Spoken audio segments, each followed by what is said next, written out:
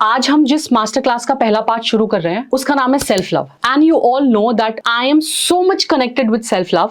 I always talk about self love. और ये पूरे जो सेल्फ लव है ना, मैं इसके बारे में क्यों बात करती हूँ, because when ever I talk about relationship, so relationship का जो फाउंडेशन है वो सेल्फ लव है। जितने भी रिलेशंस आपके हैं, आपका पेरेंट्स के साथ रिलेशनशिप हो, इन लॉज के साथ रिलेशनशिप हो, पार्टनर के साथ हो, सिबलिंग्स के साथ हो, फ्रेंड्स के साथ हो, कलीग्स के साथ हो, किसी भी तरह का रिलेशनशिप हो आपकी लाइफ में, वो जो रिलेशनशिप है ना, उसका जो फाउंडेशन है दैट इज सेल्फ लव। तो इसलिए वो बहुत बहुत इंपॉर्टेंट है। जैसे हम ये बोलते हैं ना कि कोई भी बिल्डिंग कैसे स्ट्रांग होती है, एक बिल्डिंग कहते हैं जितनी ज्यादा ऊपर होती है उतनी ही नीचे भी होती है। तो जो उसकी नींव जब उसकी मजबूत होती है ना, तभी वो बिल्डिंग स्ट्रांग बन पाती है। वैसे ही सेल्फ लव स्ट्रांग तब होगा जब आप किसी और के साथ ना हेल्दी रिलेशनशिप बना पाओगे, ठीक है। और वो हेल्दी रिलेशनशिप सबसे पहले अपने साथ होना चाहिए। बेसिकली होता क्या है, बहुत लोग सोचते हैं कि सेल्फ लव का मतलब है सेल्फिश होना, अपने बारे में सोचना, अपने कंफर्ट के पीछे भागना, बट ये बिल्कुल गलत परसेप्शन है। सेल्फ लव का सच्चा मतलब जो होता है ना, वो अपने आप को वैल्यू देना होता है, रिस्पेक्ट देना होता है, अपनी इमोशनल नीड्स को समझना होता है, राइट। तो और मैं हमेशा इस बात की बहुत बात करती हूँ। I don't know how many of you heard me before and most of you have not heard me, I am sure, ठीक है। My name is Aadhya Kumar and I am a relationship expert and a relationship coach. और मैं अपनी PhD भी कर रही हूँ साथ में, I am doing into coaching also, webinar also, many things also. But in सबका जो मेरा फाउंडेशन होता है ना, I always talk about self love, because ये बहुत इंपॉर्टेंट है। इस दुनिया में हमने सबकी कदर की है, सबको आगे रखा है, हर किसी को वैल्यू दी है, हर किसी को हमने प्रायोरिटी पे रखा है। लेकिन अगर किसी की सबसे ज्यादा डिसरिस्पेक्ट की है, या किसी को वैल्यू नहीं किया, या अपनी ख्वाहिशों को पीछे रखा है, तो वो हम खुद है। तो इसलिए ये समझना बहुत जरूरी है। जब आप बात करते हो रिलेशनशिप की, तो इट्स वेरी इंपॉर्टेंट कि रिलेशनशिप खुद के साथ कैसा है वो जानना बहुत जरूरी है। It's very very very important. Because होता क्या है ना कि हम ये नहीं समझ पाते कि हम दूसरे को रिस्पेक्ट देते हैं, क्या हम खुद को रिस्पेक्ट देते हैं। जब भी कोई हमसे सवाल करता है कि कैसी चल रही है लाइफ, अरे चल रही है, कट रही है, हो जाएगी, ना दाल रोटी खाने को मिलती है, ना घर वाले प्यार करते हैं, ना जिंदगी में कुछ चल रहा है, ना कॉलेज में कुछ उखाड़ा है। हम हमेशा अपने आप को डिसरिस्पेक्ट करते हैं। तो हमें ये समझने की बहुत जरूरत है कि हमारा जो सेल्फ लव हमारे साथ है ना, वो इस दुनिया में सबसे टॉप मोस्ट प्रायोरिटी पे होना चाहिए। It's very important, right. तो एक एम्प्टी कप एनालॉजी है बेसिकली। मेरे को स्टोरियां सुनाना बड़ा पसंद है, तो एक स्टोरी के थ्रू एक छोटी सी चीज बताती हूँ, ठीक है। सो बेसिकली क्या होता है कि सेल्फ लव समझने की कोशिश करना, तो एक कहानी के थ्रू बताती हूँ कि सेल्फ लव को समझने के लिए बहुत पावरफुल है क्या चीज ये। जैसे एक बार क्या होता है ना, एक बार एक गुरुजी अपने स्टूडेंट को ना पानी का ग्लास देके कहते हैं, अब आप इसको पानी का ग्लास कह लीजिए, कप कह लीजिए, मेरे पास ये मग है, ठीक है, आप इसको कह लीजिए। तो एक बार गुरुजी अपने स्टूडेंट को पानी का ग्लास देकर कहते हैं कि बेटा इस ग्लास को भर के रखना, ठीक है, तुम जितना इसे भरोगे उतना ही तुम दूसरों को पिला सकते हो। अगर ये ग्लास खाली हो गया तो तुम चाहे कितना भी प्यार देना चाहो, तुम कुछ भी नहीं दे पाओगे, राइट। तो क्या समझ में आया कि ये जो ग्लास है ये आपका दिल है, और जो पानी है वो आपका सेल्फ लव है। अगर आप खुद से कनेक्टेड नहीं हो, खुद को अप्रिशिएट नहीं करते, खुद से प्यार नहीं करते, तो आप दूसरों को क्या दोगे, ठीक है। आप सिर्फ एक्सपेक्टेशंस में रहोगे, और ये जो एक्सपेक्टेशंस है ना, ये रिलेशनशिप में चुभने लगते हैं, राइट। मैंने बहुत सारे क्वेरीज आती हैं, बहुत सारे काउंसलिंग करती हूँ, बहुत सारे वेबिनार्स लेती हूँ, सेशंस लेती हूँ, ठीक है। बहुत जगह ये सवाल होता है जहां पे एक फीमेल, लेट्स से कह लीजिए, या एक मेल कह लीजिए, ठीक है, वो सिर्फ इस बात पे अड़ा हुआ है कि मेरा पार्टनर मुझसे प्यार नहीं करता, मेरा पार्टनर मुझसे रिस्पेक्ट नहीं करता। उसको ये डर लगा रहता है 24 घंटे कि ये मुझे छोड़ के तो नहीं चला जाएगा, इसे मुझसे अच्छा कोई पार्टनर तो नहीं मिल जाएगा, मुझसे अच्छी लड़की तो नहीं मिल जाएगी, है ना, मुझसे सुंदर तो नहीं मिल जाएगा। दैट मीन्स कि आपने खुद को एक्सेप्ट ही नहीं किया। आप इस बात को मानते हो कि आप you are not fair enough, you are not beautiful enough, you are not hardworking enough, and you are not there जहां आपको होना चाहिए था कि ये इंसान मेरी वैल्यू करे। तो इससे क्या कंक्लूजन निकलता है इससे यही कंक्लूजन निकलता है कि इससे पहले कि दूसरे लोग मेरी तारीफ करें या मैं उनसे एक्सपेक्टेशंस रखूं कि ये मेरे से कनेक्टेड रहे, ये मुझे प्यार से रखें, सब कुछ करें, बेटर है मैं खुद के साथ कर लूं। तो ये एक्सपेक्टेशंस हम तब रखते हैं ज्यादातर लोगों से। तो अगर आपने आसपास ऐसे लोग देखे होंगे ना, जो कहीं ना कहीं आपने देखा होगा, चाहे वो आपके पेरेंट्स में देखा हो, आपके सिबलिंग्स में देखा हो, आपके फ्रेंड सर्कल में देखा हो, कि कहीं ना कहीं आपने ऐसे लोगों को देखा होगा जो कि वैलिडेशन ढूंढ रहे हैं, है ना, कि वो मुझे सुंदर बोल दे, है ना, वो मुझे बोल दे कि यार तुम्हारे बिना मेरा जिंदगी में चलेगा नहीं, है ना, वो बस बोल दे। हम उनकी वैलिडेशन का वेट करते हैं, ठीक है, और हम समझ नहीं पाते। मैंने लास्ट एक सेशन में भी शेयर किया था और अभी मैं वापस से शेयर कर रही हूँ बिकॉज आप में से बहुत सारे नए लोग होंगे। I did a counselling for a female, okay, she lives in Australia, ठीक है, अच्छी फैमिली है और हस्बैंड बहुत अच्छा है, एक छोटी बेटी है, बहुत प्यारी है, हस्बैंड बहुत प्यार करता है, सब कुछ बहुत अच्छा है, एवरीथिंग इज सेटल्ड, ठीक है। लेकिन उसके बाद जब हमने काउंसलिंग की, बातें की, समझ में आया कि इशू क्या है। When I was able to figuring out कि क्या दिक्कत है, क्या मुसीबत है, क्यों ऐसा लग रहा है कि लाइफ में कुछ अच्छा नहीं लग रहा या कुछ अच्छा नहीं चल रहा। सो मैंने इनसे पूछा कि सब कुछ तो सेटल है, फिर दिक्कत क्या है। जब धीरे धीरे बातें निकलनी शुरू हुई ना, तो क्या समझ में आया पता है, उसकी सिर्फ एक दिक्कत है कि उसे कोई वैलिडेट नहीं करता, उसे बचपन से किसी ने प्यार नहीं करा, उसकी जगह उसके भाई को उठाते थे, उनको गोदी में नहीं उठाते थे, भाई को टॉयज मिलते थे, उनको नहीं मिलते थे, भाई की तारीफ होती थी, उनकी कोई तारीफ नहीं करता था। Everybody used to be like कि तुम सुंदर नहीं हो, तुम मोटी हो, तुमसे ये नहीं हो पाएगा, तुमसे वो नहीं हो पाएगा, ठीक है। खैर बड़ी हुई, कॉलेज में भी यही बोला कि तुमसे ये सब्जेक्ट्स नहीं हो पाएंगे, तुम ये मत करो, तुम स्पोर्ट्स में नहीं जा सकती, तुम ये नहीं कर सकती, तुम वो नहीं कर सकती, बहुत चीजें सारी हुई। And she was into relationship की, अब चलो हो गया, शादी हो गया, सेटलमेंट हो गई, सब कुछ हो गया। And she was sharing one incident कि पता है मेरे को बहुत एंजाइटी रहती है, मुझे बहुत फियर रहता है कि सब कुछ ठीक है बट फिर भी शायद मेरे हस्बैंड एक दिन छोड़ के चले जाएंगे, लेकिन मुझे ये भी रहता है कि कोई मेरी तारीफ नहीं करता। सारा उसका जो सोल्यूशन निकला, जो बेस निकला उस पूरी कॉन्वर्सेशन का, सिर्फ इतना सा दुख है लाइफ में कि किसी ने अप्रिशिएट नहीं किया, किसी ने थैंक यू नहीं बोला। शिसद आपको पता है, मेरी मदर इन लॉ ने मुझे बोला कि मेरी ना साड़ी खराब हो गई, मतलब आई वॉन्ट न्यू साड़ी, कुछ पुरानी हो गई है। मैं एक नई साड़ी लूंगी, उन्होंने ऐसे बोला, मैंने उनके लिए 5 ऑर्डर करी। बट पता है उनकी अगर बेटी देती उनको तो वो पूरे दीन दुनिया में गाती कि मेरी बेटी ने दिलाया है, बट उन्होंने एक बार भी किसी को ये नहीं बोला कि मेरी बहू ने भेजा है, ये उसने ऑर्डर किया है। उन्होंने एक बार भी मुझे थैंक यू नहीं बोला। You getting it? तो वो इतना बैठ गया ना अंदर कि मुझे किसी ने थैंक यू नहीं बोला, मुझे किसी ने अप्रिशिएट नहीं किया। और ये सबसे बड़ी दिक्कत कहाँ आती है, जब हम एक्सपेक्टेशंस रखते हैं कि मेरे साथ ऐसा होना चाहिए था, नहीं हुआ, मेरे साथ वैसा होना चाहिए था, नहीं हुआ, मुझे बचपन में ये मिलना चाहिए था, नहीं हुआ, मुझे बचपन में वो मिलना चाहिए था, नहीं हुआ। वो चीजें हमें समझने की जरूरत है। अब जब हम बड़े हो गए हैं, बचपन चला गया है, तो हमें ये समझने की कोशिश करनी है कि हमें अपने आप से प्यार करने के लिए किसी और पे डिपेंडेंट नहीं होना है, बिल्कुल भी नहीं होना है, मतलब बिल्कुल भी नहीं होना है, राइट। मेरी खुशी का, मेरे से मेरे प्यार का जो रिमोट है ना मेरी लाइफ का, वो मेरे हाथ में है। और FM भी मैं बजाऊंगी, पिक्चर भी मैं लगाऊंगी, सब कुछ, एवरीथिंग, गाना भी मेरी ट्यून का होगा, पसंद का होगा, और पिक्चर भी मेरी पसंद की चलेगी। तो ये हमें इसलिए समझना जरूरी है कि self love it's very important. अब सेल्फ लव दिखता कैसा है, छोटे छोटे एग्जाम्पल, जैसे जब आप थक गए हो तो आप खुद को 10 मिनट के लिए रेस्ट लेने के लिए परमिशन देते हो, that is called self love. जब आप किसी टॉक्सिक रिलेशनशिप से निकल जाते हो, दैट्स कॉल्ड सेल्फ लव। जब आप अपने बॉडी को एक्सेप्ट करते हो जैसी भी है, दैट्स कॉल्ड सेल्फ लव, है ना। जब आप खुद से कह पाते हो कि मैं काबिल हूं, मैं कर सकता हूं या मैं कर सकती हूं, दैट्स कॉल्ड सेल्फ लव। तो ये छोटी छोटी चीजें हैं जो सेल्फ लव के लिए इंपॉर्टेंट है। बिकॉज मैं हमेशा बोलती हूँ इस बात को कि self love is not a luxury, it's a necessity. ये जरूरत है, ये लग्जरी नहीं है। अब जब सेल्फ लव कम होता है तो रिलेशनशिप डिस्ट्रॉय होते हैं। बहुत सारे रिलेशनशिप टूटने का कारण यही होता है कि उसमें सेल्फ लव की कोई जगह नहीं होता ही नहीं है, and that is the reason कि बहुत बार टूट जाते हैं। सो बेसिकली जैसे फॉर एग्जाम्पल कि एक लड़की है ना, उसका बॉयफ्रेंड थोड़ा बिजी हो जाता है तो उसका एंजाइटी लेवल बढ़ जाता है, उसको लगता है कि ये मुझे इग्नोर कर रहा है ना, तो मैं इसके लिए काफी नहीं हूं, ये कोई और तो नहीं ढूंढ लेगा, इसे ऑफिस में कोई और तो नहीं मिल जाएगी। उसका जो प्रॉब्लम है ना, वो उसका बॉयफ्रेंड नहीं है, उसका जो प्रॉब्लम है उसका खुद से प्यार करना प्रॉब्लम है, ठीक है। And that is the reason बहुत सारे रिलेशनशिप में आपने देखा होगा जो अनस्टेबल रहते हैं और जिनमें इनसिक्योरिटी होती है।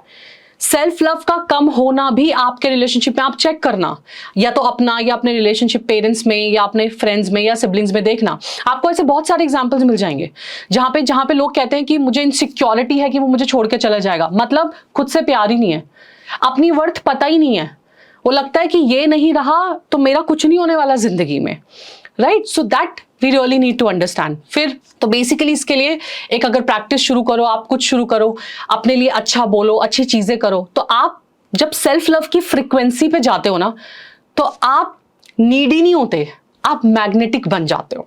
तो आपको वो मैग्नेट बनना है। और इस सेल्फ लव का मैं हमेशा बोलती हूँ कि साइंटिफिक प्रूफ है, मतलब न्यूरो साइंस कहता है कि जब आप अपने बारे में पॉजिटिव सोचते हो, एफर्मेशंस बोलते हो, ग्रैटिट्यूड फील करते हो, तो आपके हैप्पी हार्मोन्स रिलीज होते हैं, ठीक है, ये आपको हैप्पी रखते हैं, काम रखते हैं। और जब आप इमोशनली स्टेबल होते हो तो आपका रिलेशनशिप भी स्टेबल होता है। इट्स वेरी इंपॉर्टेंट, ठीक है, तो ये समझने की बहुत जरूरत है। ओके, नाउ सेल्फ लव का मतलब ये नहीं है कि अपने जो फ्लॉज हैं उनको इग्नोर करो। सेल्फ लव का मतलब ये है कि इसका मतलब ये है कि उन्हें एक्सेप्ट करो। अगर कुछ फ्लॉज भी हैं मेरे अंदर तो मैं उन्हें एक्सेप्ट करने को तैयार हूं, मैं उन पे काम करने को तैयार हूं, लेकिन still choose to be kind to yourself. अपने आप से टफ होने की जरूरत नहीं है। जो खुद से कनेक्टेड रहते हैं बेसिकली वही दुनिया से जुड़ सकते हैं। जो खुद से प्यार करते हैं वही सही तरीके से दूसरों से भी प्यार कर सकते हैं। तो जब आप खुद से प्यार करना सीख जाते हो ना, तब आप अटेंशन नहीं कनेक्शन ढूंढने लगते हो, है ना। And that is the key to every successful relationship. Alright, तो self love is most important. खुद से प्यार करना सबसे ज्यादा जरूरी है और सबसे ज्यादा एक्सेप्ट करना है अपने आप को जैसे भी आप हो। ओके, नाउ अब इसके पार्ट 2 की बात करते हैं, ठीक है। तो अब नेक्स्ट पार्ट में विल डिस्कस अबाउट, मैंने बहुत सारी रिसर्च पढ़ी है, मैंने बहुत सारे साइकोलॉजिस्ट को पढ़ा है, बहुत सारे ऑथर्स को पढ़ा है, जिसमें से one of the author is called John Gottmann. उनकी एक बुक पढ़ी थी मैंने जिसमें से आई मेड सम कि हम इस बारे में बात कर सकते हैं। तो that is basically it's 7 principles of making marriage work, कि वो 7 तरीके हैं जिन तरीकों से हम कोई भी शादी बहुत अच्छे से काम कर सकती है। तो बेसिकली हम एक ऐसे टॉपिक पे बात करेंगे जहां पे हर मैरिड कपल के लिए एक गेम चेंजर हो सकता है। तो जो जॉन गॉटमैन है ना, वो एक वर्ल्ड के रिनाउंड रिलेशनशिप साइकोलॉजिस्ट हैं। उन्होंने ऑलमोस्ट 40 प्लस के ना बहुत सारे ग्रुप्स बनाए हुए मैरिड कपल्स के, जिन पे वो रिसर्च करते रहते हैं, स्टडी करते रहते हैं। तो उन्होंने स्टडी के बाद ना कुछ 7 प्रिंसिपल्स निकाले, जिसमें था कि ये प्रिंसिपल जो है वो मैरिज में काम करेंगे। और ये सिर्फ थ्योरी नहीं है, ये प्रैक्टिकल टूल्स हैं जो हर कपल के लिए रिलेशनशिप को जो है वो डीप बनाएंगे, लॉन्ग लास्टिंग बनाएंगे और रिलेशनशिप और ज्यादा मजबूत होगा, ठीक है। तो इसका पहला प्रिंसिपल क्या है? इसका पहला प्रिंसिपल है बिल्ड लव मैप्स। ओके, आपको ना लव मैप्स बनाने हैं। अब लव मैप का मतलब क्या होता है? तो लव मैप का मतलब है अपने पार्टनर के इनर वर्ल्ड को अच्छी तरह जानना। 7 principles of making marriage work करके एक बुक है जॉन गॉटमैन की, तो उसमें सबसे पहले वो बोलते हैं, सबसे पहला जो प्रिंसिपल है that is building love maps. Love map का मतलब क्या है? अपने पार्टनर के इनर वर्ल्ड को अच्छी तरह जानना। अब ये इनर वर्ल्ड क्या है? इनर वर्ल्ड का मतलब है क्या आप अपने पार्टनर के बारे में सब कुछ जानते हो? उनका फेवरेट फूड क्या है, उनका बिगेस्ट फियर क्या है, उनका सपना क्या है, उनको कौन सा कलर पसंद है, क्या उनका कोई चाइल्डहुड ट्रॉमा है ना। ये सब जानना बहुत बहुत बहुत ज्यादा जरूरी है। जब आप किसी के इनर वर्ल्ड को जानते हो तो आप उनके इमोशन से डीपली कनेक्ट हो पाते हो। इसीलिए ये जो मैप के बारे में बात कही गई है ये बहुत इंपॉर्टेंट है ना। जैसे मान लीजिए कपल है, ओके, मान लीजिए कपल है और उनकी शादी को 10 साल 8 साल हो गए फॉर एग्जाम्पल, लेकिन हस्बैंड को ये पता ही नहीं है कि उनकी वाइफ को डायरी लिखने का शौक है, राइट। और वाइफ लिखती हैं, डायरी फिर अलमीरा में रख देती हैं, सब कुछ हो जाता है, बट उन्हें पता ही नहीं है। तो ये डिस्कवर करना कि ओके मेरे पार्टनर का ये इंपॉर्टेंट चीज मुझे पता होना चाहिए, ये बहुत जरूरी है ना। अपने आप से रोज एक सवाल पूछो, आज का मोमेंट कौन सा अच्छा था, आज मैंने क्या किया, या है ना, ये पता होना चाहिए। प्लस वो आप अपने पार्टनर के साथ शेयर करना चाहिए। That is very important. Principle number 2 क्या है? नर्चर कीजिए और एडमायर कीजिए। जो भी कोई क्वालिटी ऐसी है जो नर्चर की जा सकती है तो उसे नर्चर कीजिए, राइट। और कोई भी ऐसी क्वालिटी है जिसे एडमायर किया जा सकता है तो उसे एडमायर करना बहुत जरूरी है। बेसिकली होता क्या है कि अपने अच्छे, हमें बेसिकली हमें करना क्या है कि हमें अपने पार्टनर की अच्छी क्वालिटीज को नोटिस करना है और उनको अप्रिशिएट करना है। हर दिन ना एक छोटी कॉम्प्लीमेंट भी ना उनका दिन बना सकता है। जैसे आज आप बहुत खूबसूरत लग रहे हो, है ना, आज जो चाय बनाई थी, वाह मजा ही आ गया। कुछ नया नहीं होगा उसमें, वो अदरक और वो सभी पड़ा होगा, राइट, लेकिन क्या कहते हैं, वो बहुत जरूरी है ना। तो इसलिए बहुत इंपॉर्टेंट है कि छोटे छोटे कॉम्प्लीमेंट्स देना बहुत इंपॉर्टेंट है ना। तो जो हफ्ते में 4 कॉम्प्लीमेंट दे दो, रोज का 1 कॉम्प्लीमेंट दे दो, जैसा ठीक लगे, है ना। तो आप देखोगे कि अगर 1 कॉम्प्लीमेंट भी आप रोज दोगे ना, आपकी 50-60% ऑफ द फाइट्स कम हो जाएंगी। क्योंकि जब अप्रिसिएशन आता है तो ईगो पिघलने लगता है। इट्स वेरी इंपॉर्टेंट, है ना। सो कॉम्प्लीमेंट देना it's very very very important, तो वो हमेशा देना चाहिए, ठीक है। तो ये है प्रिंसिपल नंबर 3। क्या है, जस्ट अ सेक, फेक करने की जरूरत नहीं है, वो पार्टनर को भी पता चल जाता है। जब आप फेक करते हो ना, तो उनको भी पता चल जाता है कि आप कब फेक कर रहे हो कब नहीं। और शुरू में जब कुछ रिलेशनशिप बनाना हो ना, तो आप कुछ तारीफें कर भी देते हो। Now third principal is turn towards each other, not away. आपको ऐसे चलना है एक दूसरे के तरफ, है ना, क्लोज आने के लिए, ऐसे नहीं जाना है। That is very important. तो जो प्रिंसिपल नंबर 3 है वो यही कहता है कि रिलेशनशिप में ना माइक्रो मूवमेंट्स ऑफ कनेक्शन बहुत इंपॉर्टेंट होते हैं, है ना। बहुत छोटा छोटा, कि कभी कभी जब एक पार्टनर बोल देना कि देखो यार कितना सुंदर लग रहा है सनसेट, तो आप रिस्पॉन्ड कर सकते हो कि हाँ सच में लग रहा है। तो इससे ना एक बॉन्डिंग बनती है। एक तरफ एक पार्टनर बोलता है कि यार आज मैं ना थक गई सारा दिन काम कर करके, तो दूसरा पार्टनर बोलता है सो जाओ ना फिर। You getting it? It's very important ये समझना कि बॉन्डिंग कैसे बनती है, वो बहुत जरूरी है। तो आपको वो रिस्पॉन्ड करना आना चाहिए। लेकिन अगर आप इग्नोर कर दोगे ना, आप फोन में बिजी हो, तो आपका पार्टनर फील करता है कि वो इंपॉर्टेंट नहीं है आपके लिए, है ना। तो इसलिए बहुत इंपॉर्टेंट है कि उस चीज को समझना। जैसे मान लो पार्टनर में से कोई एक है, वो कुछ शेयर कर रहे हैं, ठीक है, वो शेयर कर रहे हैं, लेकिन बदल के जो पलट के जो रिप्लाई आ रहा है वो यही आ रहा है कि ओके, और फोन में लगे हुए हैं या टीवी का रिमोट पकड़ा हुआ है। तो दूसरे वाले पार्टनर को लगता है कि यार कोई साथ में है ही नहीं, तो वो गुस्से में बोल देता है कि मेरे साथ क्यों शादी करी, टीवी के साथ ही करनी थी, या फोन के साथ ही करनी थी, या रिमोट के साथ ही करनी थी। तो ये समझना बहुत ज्यादा जरूरी है ना। तो बेसिकली जब भी, इसका सबसे इंपॉर्टेंट टिप क्या है कि जब हर बार आप अपने पार्टनर के साथ कुछ शेयर करो, तो एटलीस्ट आंखें में आंखें डाल के उनकी बात सुनो। ये बहुत बहुत ज्यादा होता है ना। अब इसका प्रिंसिपल नंबर 4 क्या है? इसका प्रिंसिपल नंबर 4 ये है कि let your partner influence you. कभी कभी जब आप डिसीजन लेते हो तो अपने पार्टनर की बात सुनो, उनके ओपिनियन को रिस्पेक्ट दो। इट्स वेरी इंपॉर्टेंट, ये बहुत जरूरी है ना। कई बार हम नहीं करते हैं, स्पेशली अगर मैं बोलूं ना फाइनेंसिस में, अगर मैं बोलूं जैसे बहुत छोटा सा एग्जाम्पल, ज्यादातर मेन ये मानते हैं कि females are not very good with finance. Okay, होता होगा या होता है, ठीक है, बहुत जगह होता है, बहुत जगह नहीं होता। सब फीमेल्स पे ऑब्वियसली हर बात हर चीज इंसान पे लागू भी नहीं होती, बट लेट्स से वो ये कहते हैं कि आपका फाइनेंसिस डिसीजन लेने की जरूरत नहीं है, बिकॉज आपको इसके बारे में नहीं पता। बात तो करके देखो, पूछ के तो देखो, ओपिनियन लेके तो देखो, यू नेवर नो कि उनका कैसा एक ऐसा आइडिया वो आपको दे दें कि आपके फाइनेंसेस ही चेंज हो जाए। तो वो इंपॉर्टेंस देना बहुत जरूरी है। कोई भी आप डिसीजन ले रहे हो, उनको इंपॉर्टेंट फील कराना, उनसे ओपिनियन लेना, it's very important. And sometimes I know वो फ्रस्ट्रेशन होती है कि नहीं आता, अब फाइनेंसेस हैं, फीमेल को नहीं आते या उसका इतना इंटरेस्ट नहीं है, इट्स ओके। मेल पार्टनर को भी तो बहुत सारी चीजें नहीं आती, राइट, बट हम फ्रस्ट्रेट नहीं होते कभी। तो रादर देन फ्रस्ट्रेटिंग, उसे समझाने की कोशिश करो ना, ठीक है, कि नहीं अच्छा ये ऐसा होता है। हो सकता है she can be a slow learner, वो थोड़ा धीरे से सीखेगी, बट इट्स ओके, क्या फर्क पड़ता है।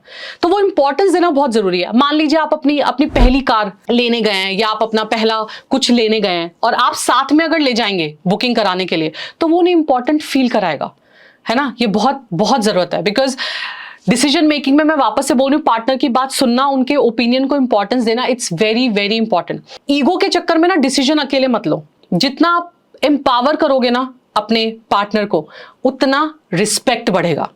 इट्स वेरी इंपॉर्टेंट, ये बहुत बहुत बहुत ज्यादा इंपॉर्टेंट है, ठीक है।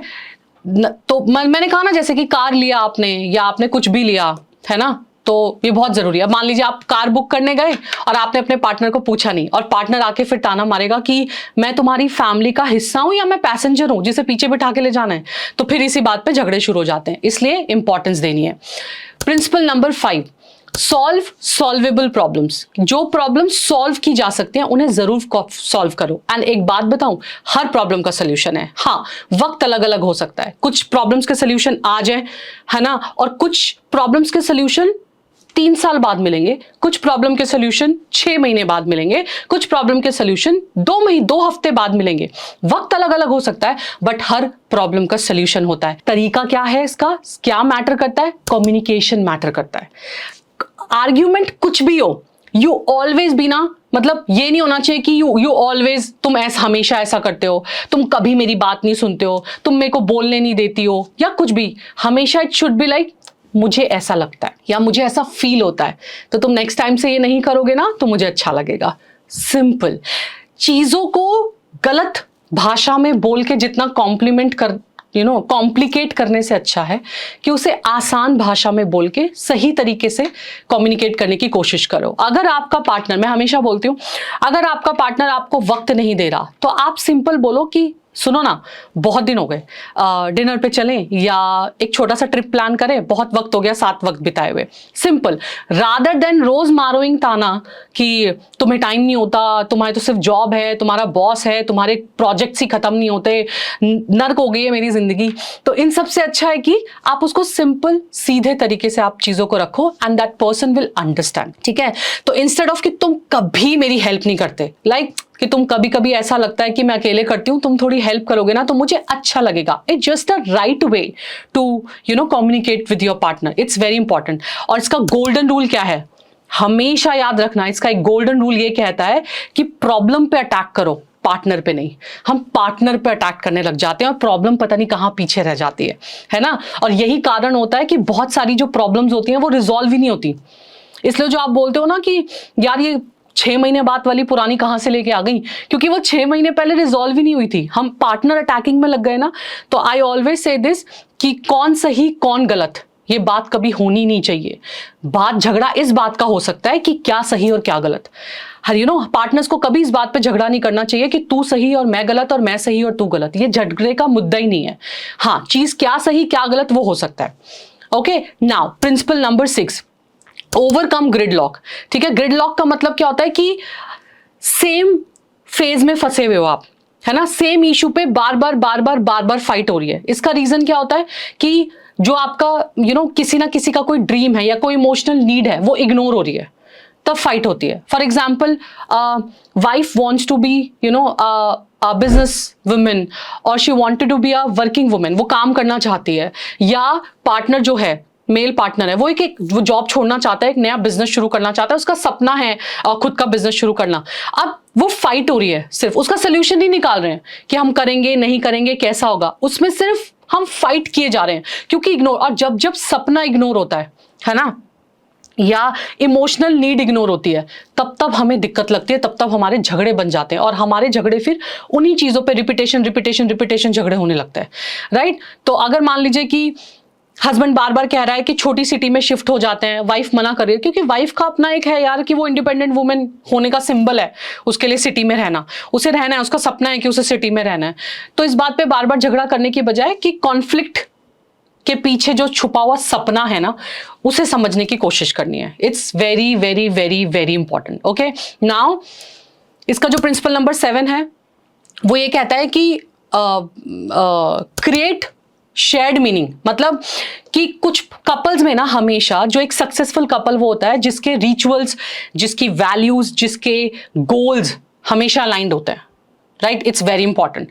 ठीक है, अगर आप एक अलाइंड उसमें नहीं हो, अगर आप पैरेलली आप नहीं चीजों को समझ पा रहे हो, तो अलाइनमेंट में दिक्कत आती है। तो आपके हमेशा अगर सक्सेसफुल कपल आपको बनना है ना, सक्सेसफुल पार्टनर्स आपको बनना है, तो उसका सबसे इंपॉर्टेंट है कि आपके रिचुअल्स, आपके गोल हमेशा सेम होने चाहिए। फॉर एग्जाम्पल, जैसे कि संडे को साथ में लंच करेंगे, ये सेम होना चाहिए, वो एक्साइटमेंट सेम होनी चाहिए। ठीक है, या हम वॉक पे शाम को जाएंगे तो वो एक्साइटमेंट सेम होनी चाहिए। ठीक है, तो ये जो रिचुअल्स आप बनाते हो ना अपने, ये रिचुअल बना लिया, ये रिचुअल बना लिया, हम संडे को घर साफ साथ में करेंगे, हम ये साथ में करेंगे, हम शाम को ये साथ में करेंगे, तो ये बहुत बहुत बहुत ज्यादा जरूरी है। ठीक है, और थैंकफुल होना, इट्स वेरी इंपॉर्टेंट। तो basically it's not your presence of conflict but the absence of repair that ruins a marriage, ये गॉटमैन बोलते हैं कि मतलब वो ना, और एक एक बहुत अच्छी बात वो बोलते हैं कि सक्सेसफुल लॉन्ग लास्टिंग रिलेशनशिप वो नहीं होता जहां फाइट नहीं होती, बल्कि वो होता है जहां फेयर फाइट होती है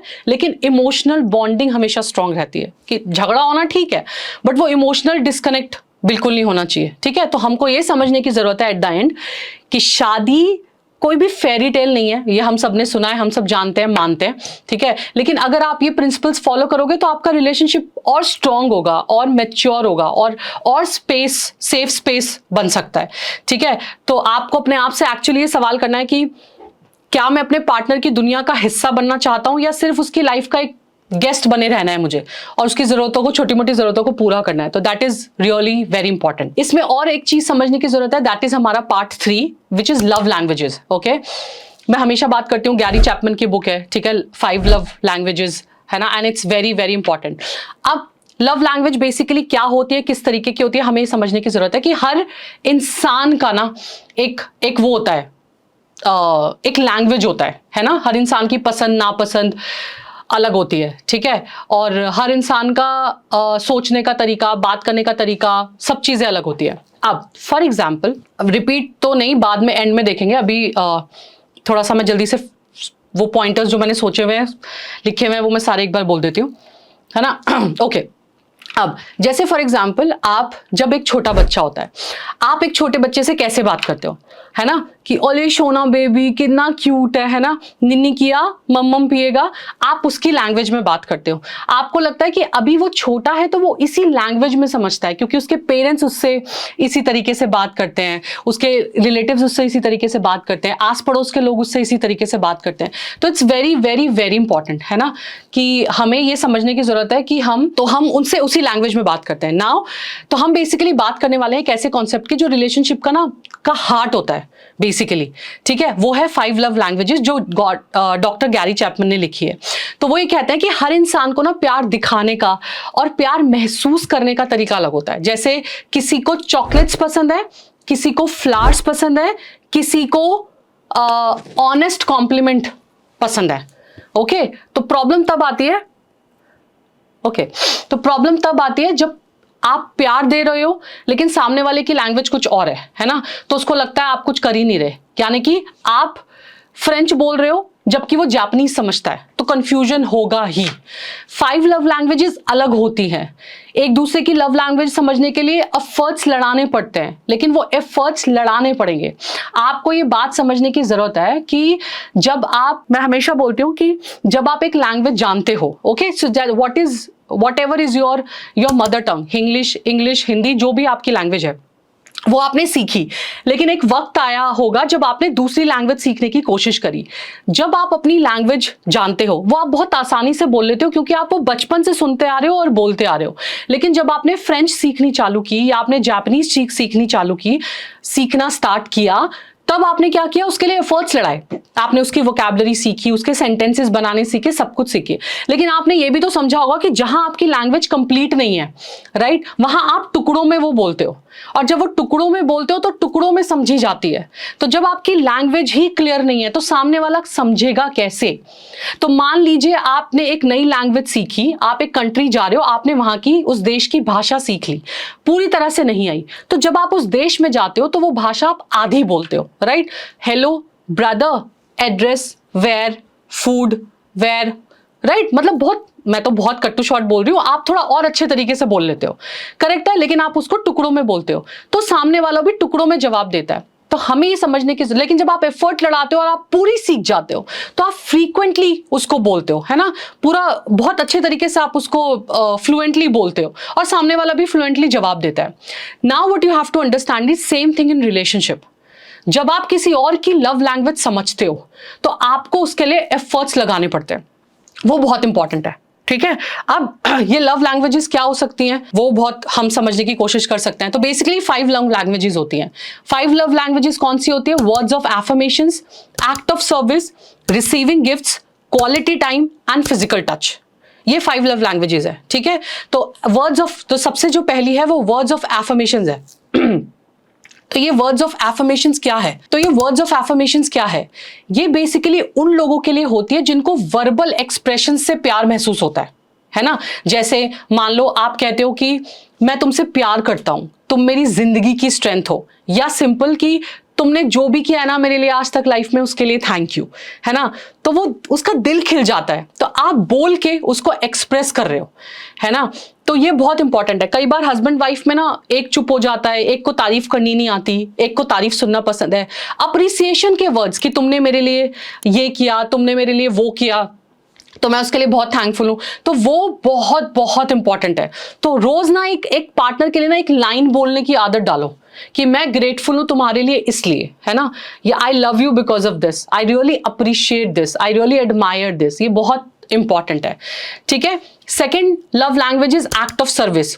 तो एक्शन, वो हमेशा बोलते हैं ना कि action speaks louder than words. तो ये उन लोगों के लिए परफेक्ट है जिनकी love language action of service है। मतलब कि वो लोग हैं जो प्यार महसूस करते हैं, उनका पार्टनर उनके लिए कोई भी काम करता है, जैसे चाय बना दी, घर के छोटे काम में हेल्प कर दिया, वर्कलोड जो है वो कम कर दिया। तो ये छोटी छोटी चीजें जिन्हें एक्ट ऑफ सर्विस बोलते हैं, ये करना बहुत इंपॉर्टेंट होता है। और एक बात बताऊं, इसके लिए थोड़े एफर्ट्स लगते हैं, लेकिन ये बहुत आसान होते हैं। अगर आपने कर लिया ना, तो आप समझिए कि आपकी जिंदगी आसान हो गई। इट्स वेरी इंपॉर्टेंट, है ना। तो आपको ये समझना है कि आपका जो पार्टनर है, ठीक है, तो देखिए कि पार्टनर क्या करते हैं, वक्त रिलैक्स लगता है या मतलब उनके प्यार करने का तरीका क्या है, तो वो आपको समझने की कोशिश करनी पड़ेगी, ठीक है। That is second thing. Now third is receiving gifts. अब ये जो छोटी सी चीज है ना, ये महसूस कराती है कि आप इंपॉर्टेंट हो।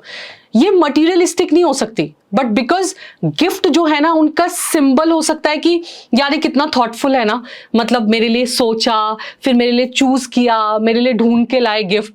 तो receiving gift can be one of the love language, ठीक है। चाहे वो एक हैंड रिटन नोट हो, या उनका फेवरेट चॉकलेट लाना हो, या गिफ्ट बोलता हो कि, है ना, कि बेसिकली गिफ्ट क्या बोलता है कि मैं तुम्हारे लिए ना सोच रहा था। ये इंपॉर्टेंट है ना। तो आज ही ना अपने पार्टनर के लिए एक छोटा सा गिफ्ट रेडी रखना। It's not price, it's intent. But basically कुछ लोगों की जो लव लैंग्वेज होती है वो गिफ्ट होती है, और मैंने कहा ना, वो हमेशा मटेरियलिस्टिक या एक्सपेंसिव गिफ्ट नहीं होते, वो एक हैंड रिटन नोट भी हो सकता है, तो किसी की वो हो सकती है ना। Now fourth is quality time, ठीक है। तो quality time it's very important. अब किसी का जो लव लैंग्वेज है, उसे गिफ्ट्स नहीं चाहिए, उसे एक्ट ऑफ सर्विस नहीं चाहिए, उसे कुछ नहीं चाहिए, उसे क्वालिटी टाइम चाहिए, ठीक है। ये लोग जब प्यार महसूस करते हैं, तब आप पूरी अटेंशन के साथ ना उनको वक्त बिताना होता है ना। उनको पूरी अटेंशन चाहिए कि मेरे साथ क्वालिटी टाइम का मतलब है कि आप टीवी भी नहीं देखोगे, आप फोन भी नहीं देखोगे, आप ईमेल चेक नहीं करोगे, आप सब कुछ छोड़ो और सिर्फ मेरे साथ बैठ के मुझसे बातें करो, या मेरे साथ वॉक पे चलो, या मेरे साथ डिनर पे चलो, या मेरे साथ हॉलीडे पे चलो, है ना। अगर टीवी चल रहा है, फोन हाथ में है, तो ये लव लैंग्वेज पे इसका कोई इंपैक्ट नहीं पड़ता। तो क्वालिटी टाइम का मतलब है कि वो क्वालिटी है, वो हम दोनों ही हैं वहां पे, फिर तीसरा कुछ और नहीं है। और वो ना, मैं सच बताऊं, सिर्फ 15 मिनट ही सही, है ना, वो सिर्फ 15 मिनट सही। अगर 15 मिनट अनडिवाइडेड अटेंशन के साथ आपने बात कर ली, आपके लिए वो रोज के 15 मिनट काफी है। आपको लगता है ना, जब तक अपने पार्टनर को 1 घंटा ना दो, 15 मिनट तो कुछ भी नहीं होता, उसे 2 घंटे चाहिए बात करने के लिए, उसे 3 दिन चाहिए बात करने के लिए, नहीं। अगर आप रोज 15 मिनट्स का भी वो रखोगे ना, लेकिन अनडिवाइडेड अटेंशन के साथ, then that's more than enough. Next जो लैंग्वेज होती है, that is fifth love language, it's a physical touch. कुछ लोगों की जो लव लैंग्वेज है वो फिजिकल टच है। उन्हें हग करना अच्छा लगता है। जब आप उन्हें हग करते हो, जब आप उन्हें फोरहेड पे किस करके घर से बाहर निकलते हो, जब आप हाथ पकड़ के कोई चीज बोलते हो, है ना, जब आप एक जेंटल तरीके से एक प्यार महसूस कराते हो, किसी की लव लैंग्वेज वो हो सकती है। ओके, तो इसलिए वेरी वेरी इंपॉर्टेंट कि हमारे, चाहे वो शादीशुदा जिंदगी है, या अभी आप रिलेशनशिप में आने वाले हो, या अभी आपकी एंगेजमेंट हुई है, या आपके बॉयफ्रेंड गर्लफ्रेंड है, जो भी जिस भी स्टेज पर हो आप रिलेशनशिप के, आपको अपने पार्टनर की लव लैंग्वेज समझ में आनी चाहिए, है ना। तो अंडरस्टैंड दिस, फिजिकल टच सिर्फ इंटिमेसी नहीं होता, ये सेफ्टी और कंफर्ट का सिग्नल होता है, इसलिए इट्स वेरी इंपॉर्टेंट, है ना। तो ये बहुत ज्यादा जरूरी है। अच्छा हाँ, अब इसमें क्या कर सकते हैं कि हाउ टू डिस्कवर, कैसे समझें कि मेरे पार्टनर की लव लैंग्वेज क्या है। पूछ लो, है ना, पूछ लो, समझो, ऑब्जर्व करो, कम्युनिकेट करो, सिंपल है ना। कुछ चीजें नहीं समझ में आती, सिंपल तरीके से जाके पूछ लो बेसिकली। ओके, पूछ सकते हो आप, ऑब्जर्व कर सकते हो कि अच्छा मैंने ये किया तो इसको ऐसा लगा, मैंने ये किया तो इसको अच्छा लगा, है ना। तो वो आप ऑब्जर्व भी कर सकते हो, इट्स वेरी इंपॉर्टेंट। तो ये आप कर सकते हो ना। तो अगेन आपको क्या समझना है कि जो लव है ना वो एक्सप्रेस करना जरूरी है, ठीक है, बहुत जरूरी है। लेकिन उस लैंग्वेज में जो सामने वाला है ना उसको समझ में आएगा, जब आप एक्सप्रेस करोगे तो समझ में आएगा। प्यार ना तब तक कंप्लीट नहीं होता जब तक वो दिल तक नहीं जाता, और दिल तक जाने का जो रास्ता है ना वो हर किसी का अलग अलग है, हर किसी का अलग अलग है, राइट। किसी को कुछ पसंद है, किसी को कुछ पसंद है, किसी को कुछ पसंद है। You know, Amit is foodie, you know, he loves food, and when I met him I was like, oh freak, मतलब बहुत गिना चुना मैं खाती हूँ, ठीक है। and then I remember कि when I was like कि अरे यार खाना पसंद है, मीठा पसंद है, ये पसंद है, वो पसंद है, then I started because मेरे पार्टनर को वो चीज़ें पसंद है। now similarly he understood, you know, चीज़ें कि okay आपको ये पसंद है, आपको ये पसंद है, आपको ये पसंद है, and that's how we, और आज after so many years of marriage, trust me, हम ऐसे हो गए हैं कि जो चीजें मेरे साथ थी वो अमित को ज्यादा पसंद है अब, और मैंने छोड़ दी हैं। जो चीजें मेरे पार्टनर के पास को अच्छी लगती थी अब वो मैं करती हूँ, वो नहीं करते हैं। तो इतना चेंज हम लोगों में आ गया, बट वक्त लगता है। या आप उसको ऑब्जर्व कर सकते हो, या आप उसको सीख सकते हो, या पूछ सकते हो कि आपकी लैंग्वेज क्या है। तो आज का सेकेंड होमवर्क, ओके, कि आपको डिस्कवर करनी है अपने पार्टनर की लव लैंग्वेज, ठीक है। और नहीं समझ में आएगा तो चुपके से पूछ लेना, ठीक है, कि मुझे बता दो ना प्लीज, मुझे नहीं समझ में आ रहा है, आई एम नॉट इनफ कि मैं समझ पाऊं, इतना नहीं है दिमाग, प्यार से पूछ लेना। और अगर आपको पता है तो फिर उस पर काम करना शुरू कीजिए, राइट। अब that is the thing. Now आते हैं इसके पार्ट 4 पे, विच इज वेरी इंपॉर्टेंट। अब जब बात करते हैं हम लव लैंग्वेज की, जब हम बात करते हैं पार्टनर अट्रैक्ट करने की, जब हम बात करते हैं रिलेशनशिप की, जब हम इन सारी चीजों की बात करते हैं, तो यहाँ पे 2 जेंडर्स आते हैं, feminine gender and masculine gender, ठीक है, मेन एंड विमेन। अब इन रिलेशनशिप में एक मेन है, एक विमेन है, तो इनके जब हमें अंडरस्टैंडिंग पता होगी इन जेंडर्स की, तो हम ज्यादा एक्सप्रेसिव हो पाएंगे, है ना। तो सिंगल्स किससे पूछें, मिल जाएंगे, दोस्त मिल जाएंगे, फैमिली मिल जाएगी, सब मिल जाएगा, ठीक है। क्या डिस्ट्रैक्ट मत करो मुझे। ओके, सो मैं हमेशा एक बुक रिकमेंड करती हूँ, और मैंने बहुत उस बुक को पढ़ा है, आई एम श्योर आप भी पढ़ेंगे, जो कुछ चीजें बताती है, साइकोलॉजिकल फैक्ट्स बताती है कि वाई यू नो इस थिंग की मेन जो है वो मार्स से हैं, वुमेन आर फ्रॉम वीनस। ये बुक बहुत फेमस बुक है, ठीक है, जो बेसिकली क्या कहती है ना कि, तो हम इस टॉपिक को समझेंगे, हमें ये समझने की जरूरत है कि मिसअंडरस्टैंडिंग का जो रीजन है रिलेशनशिप में, वो gender difference in communication and emotions है। अगर हम वो समझ गए, है ना, कि फीमेल कैसा सोचती है, मेल कैसा सोचते हैं, कम्युनिकेट कैसा करते हैं, तो शायद वो अपने इमोशंस ज्यादा बेहतर तरीके से बता पाएंगे। तो ये जो बुक है ना, men are from Mars and women are from Venus, John Gray की बुक है, ये बहुत सिंपल मैसेज देती है कि मेन और विमेन इमोशनली सेम लैंग्वेज नहीं बोलते। उनकी नीड्स, एक्सपेक्टेशंस, स्ट्रेस हैंडल करने का तरीका, बहुत सारी चीजें करने का तरीका बिल्कुल अलग होता है, राइट। और जब तक ये समझ नहीं आता ना, तब तक प्यार होने के बावजूद भी ना फाइट होती है, फ्रस्ट्रेशन होती है, कंफ्यूजन होता है। और बहुत बार अपने रिलेशनशिप में आप ये सवाल कर रहे होते हो कि मुझे समझ ही नहीं आ रहा कि गलती कहाँ हुई है, मुझे समझ ही नहीं आ रहा कि झगड़े क्यों हो रहे हैं, मुझे इतनी कंफ्यूजन है कि मैं सब तो कर रहा हूं, मैं सब कुछ तो कर रही हूं, मैंने अपना सब कुछ दे दिया इस रिलेशनशिप में, मैंने अपना सब कुछ दे दिया इस रिलेशनशिप में, बट मुझे समझ ही नहीं आ रहा। तो ये इसलिए होता है बेसिकली। तो हमें ये कुछ पॉइंटर्स हैं जो समझने की कोशिश करनी है कि ओके ये ट्रेट्स हैं, तो इनको स्पेस देते हैं, समझने की कोशिश करते हैं, और फिर हम यू नो इस पे काम कर सकते हैं। तो बेसिकली पहला जो की पॉइंट होता है वो क्या है कि जो मेल फिगर होती है ना, उसे हर चीजें फिक्स करनी है। तो men need to fix and women need to express। आदमी को चीजें फिक्स करनी है, विमेन को, औरत को चीजें एक्सप्रेस करनी है। ये सबसे बड़ा झंझट है इन दोनों के बीच में, राइट। तो जो फीमेल है, तो जब फीमेल किसी प्रॉब्लम के बारे में बात करती है ना, तो वो सिर्फ एक्सप्रेस करना चाहती है। I am so sorry. जब एक फीमेल बात करती है ना किसी प्रॉब्लम के बारे में, तो वो सिर्फ एक्सप्रेस बेसिकली करना चाहती है, ठीक है। वो चाहती है कि ना कोई उसकी फीलिंग को सुने, एक्सेप्ट करे, बट मेल का क्या होता है, उसे तुरंत सोल्यूशन देना है, वो प्रॉब्लम सॉल्वर है। उन्हें बचपन से ना कि कोई भी प्रॉब्लम आए लाइफ में ऐसे सॉल्व करनी है, तो उन्हें लगता है कि मेरे पास इस बात का जवाब है, लो अभी लो अभी लो। वो सुनने की कोशिश नहीं करते। और फीमेल को क्या है कि मुझे सुन लो, क्योंकि कई बार उसे सवालों के जवाब नहीं चाहिए, उसे सिर्फ खुद को एक्सप्रेस करना है। और एक्चुअली बहुत बार कोई प्रॉब्लम होती ही नहीं है, सिर्फ एक्सप्रेस करना है कि सिर्फ सुन ले, मेरी बात कोई सुन ले, मुझे कोई समझ ले, दैट्स इट। तो इट्स वेरी इंपॉर्टेंट, ठीक है। तो बिकॉज मेन फील यूजफुल कि जब वो उन्हें लगता है कि वो प्रॉब्लम सॉल्वर हैं, तो वो जल्दी से जवाब दे देते हैं बिना ढंग से सुने, इसलिए उनका सुनना बहुत ज्यादा जरूरी है, राइट नाउ। जैसे फॉर एग्जाम्पल कि एक पार्टनर है, घर आया है, लेट्स से फीमेल पार्टनर है, घर आई है, आज बोला उन्होंने कि आज ना मेरी बॉस से बहुत ज़्यादा झगड़ा हो गया और उन्होंने मुझे बहुत डांटा, बिना रीज़न के मेरे को इतना सुना दिया सबके सामने।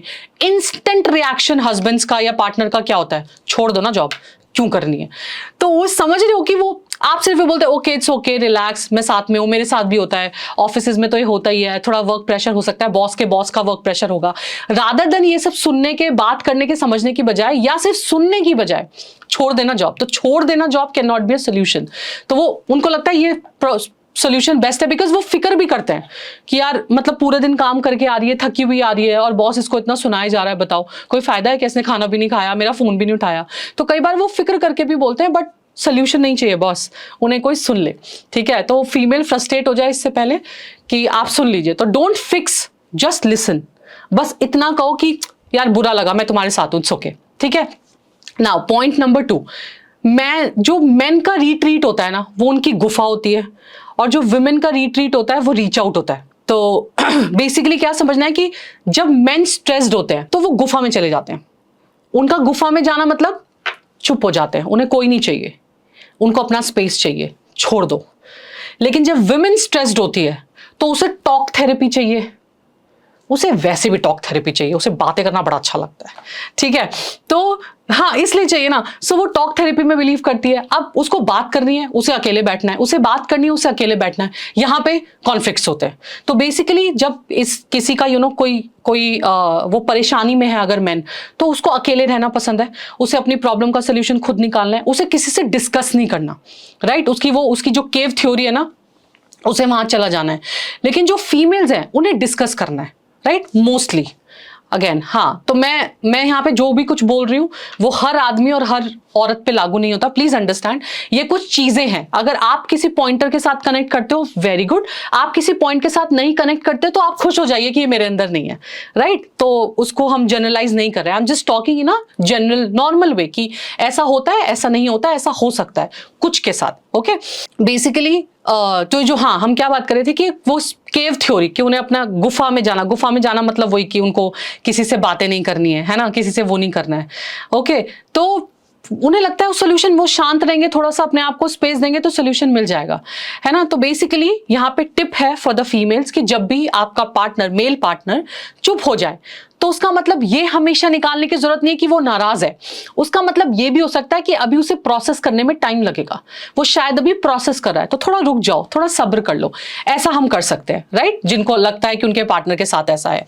Now point number 3, women need reassurance and main need appreciation. अब विमेन को ना, बहुत सारी विमेन्स को रीअश्योरेंस चाहिए, जैसे वो कॉन्स्टेंटली इमोशनल रीअश्योरेंस चाहती हैं कि आप उन्हें बार बार ये बोलते रहो कि मैं हूं, मैं तुमसे प्यार करता हूं, ठीक है। मैन ये चाहता है कि क्या मैं तुम्हारे लिए इनफ हूं, उसको वो अप्रिसिएशन चाहिए कि मतलब मैं काफी हूं, मतलब मैं जो कर रहा हूं वो ठीक हूं, are you happy no, are you satisfied no, उसे अप्रिसिएशन चाहिए, ठीक है। तो इसलिए ये समझना बहुत जरूरी है कि किसको रीअश्योरेंस चाहिए, कि वो बार बार रिपीट करते रहो, आप अपनी लव लैंग्वेजेस रिपीट करते रहो, ठीक है, आप उसको बोलते रहो, इसलिए बहुत जरूरी है। तो जो मेन को बोलिए कि thank you for taking care of us, है ना। आप जो भी आपका पार्टनर है, मेल पार्टनर है, आप उसको हमेशा बोलते रहिए हर छोटी छोटी चीज के लिए कि thank you for taking care of us, thank you for doing this, thank you for doing that. और जो आपकी विमेन पार्टनर है, फीमेल पार्टनर है, उसके लिए आप हमेशा बोलते रहिए कि मैं तुमसे हर रोज और भी ज्यादा प्यार करता हूँ, राइट, मुझे तुम्हारी ये बात बहुत अच्छी लगती है, ये बात बहुत अच्छी लगती है। तो हम ये सारी चीजें बोल सकते हैं। करेक्ट है।